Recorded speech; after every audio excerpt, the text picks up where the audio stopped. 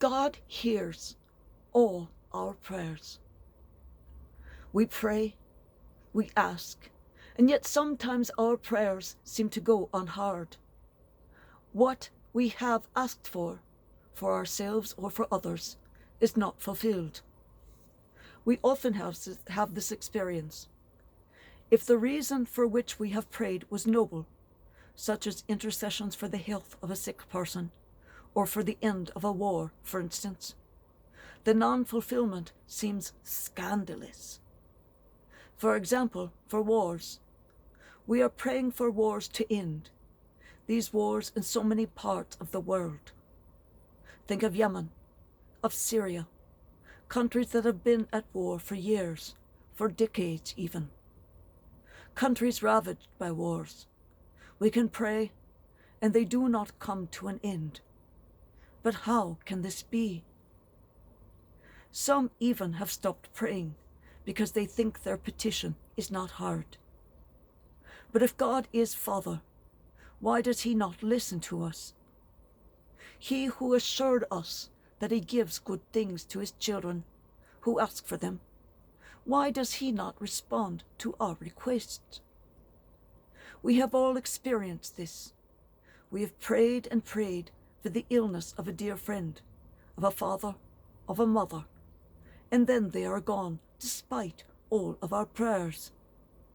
But God did not grant our request. It is an experience we have all had. The teachings of the Christian churches offer us a good summary of the matter. It puts us on guard against the risk of not living in authentic experience of faith, but of transforming the relationship with God into something magical. Prayer is not a magic wand. It is a dialogue with the Lord.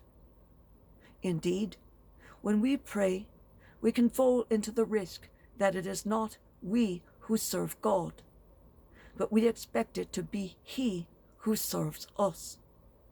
This is, then, a prayer that is always demanding, that wants to be direct events according to our own design, that admits no plans other than our own desires. Jesus, on the other hand, had great wisdom in teaching us the Lord's Prayer. It is a prayer of questions only, as we know, but the first ones we offer are all on God's side. They ask for fulfillment, not of our plan, but of his will for the world. Better to leave it to him. Hallowed be thy name. Thy kingdom come. Thy will be done. In the Lord's eyes, what matters is not appearances, but the heart. Everything that the world runs about after and then parades, honors, power, appearances, glory, passes away and leaves nothing behind. Detachment from worldly appearances is essential to our preparation for heaven. We need to say no to the cosmetic culture that teaches us to worry about how we look, instead of our outward appearance that passes away. We should and need to purify, keeping in the custody of our heart our inner self, which is precious in the eyes of God.